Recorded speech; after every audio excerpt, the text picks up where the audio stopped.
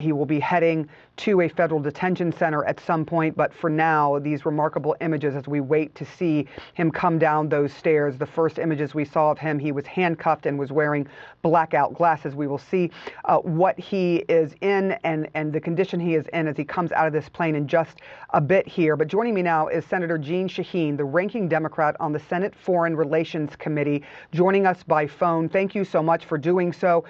The first question to you really is what you make of this and whether you are surprised, annoyed, concerned that the president, the administration did not come to Congress to alert them of what they were about to do, this major move in Venezuela.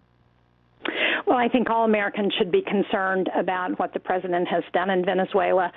Obviously, Maduro is not a good person. He is a bad guy, but the president's unilateral action without explaining what he's doing to the American people, without coming to Congress to brief us, and denying for months that this was the goal. In fact, even I have been in conversations with Secretary Rubio where he said outright that the intent was not to have regime change in Venezuela, and yet that's exactly what's happened.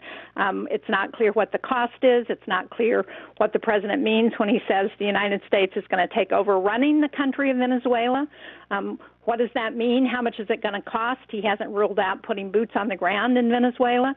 So I think there are a lot of unanswered questions that raise real concern among my constituents and should raise concern among the American people. I do want to get your take on this idea that the United States is going to, as the president put it, run Venezuela for a while. Whether you would back that in any way. The president says he's going to spend billions of dollars to do this for a time. What does that mean to you in Congress? And will Congress step forward in some way? Does it have the leverage to do anything about all of this that has happened? Well, I think the question is whether the Republican members of Congress who are privately expressing concerns will express those publicly.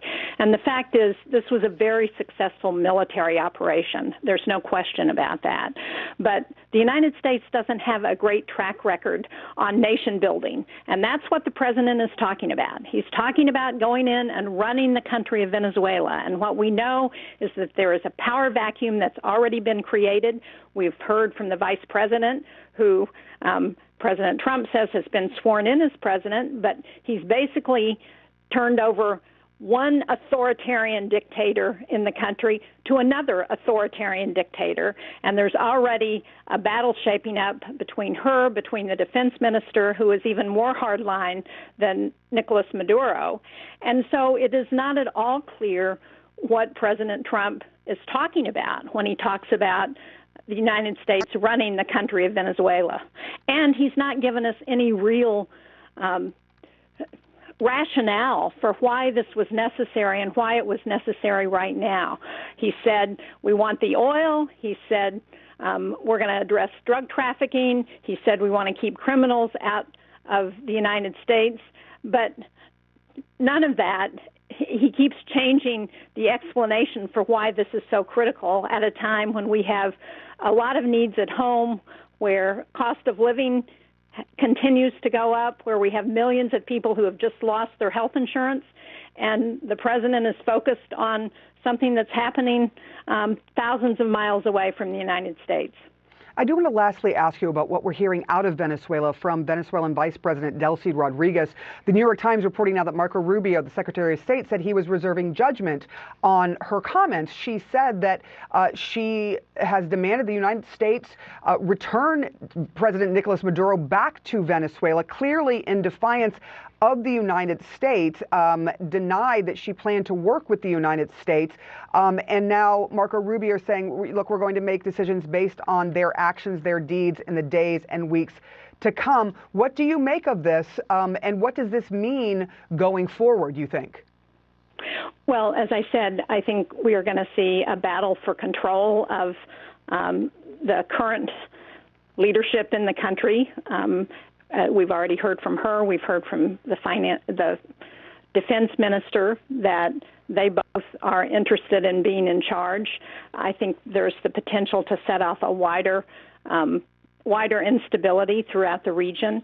It's not at all clear what drug cartels are going to do and what role they're going to play in any new administration in Venezuela. And again, what President Trump has done is to turn over authoritarian leadership of Venezuela from one authoritarian dictator to another. So I hope Secretary Rubio is correct that she might be willing to work with the United States, but there's no indication of that to date, and no briefing of Congress and no real transparency for the American public about what we're doing.